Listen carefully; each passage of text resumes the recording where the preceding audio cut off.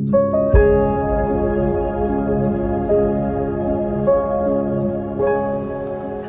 my name is Katerina and I'm the newest intern with Ellis Nicolson. The reason I decided to become a therapist is because I've always had a deep desire to help others.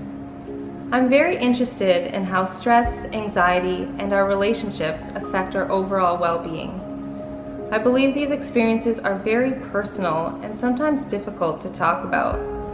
That said, I've always believed that everybody should see a therapist at some point in their lives.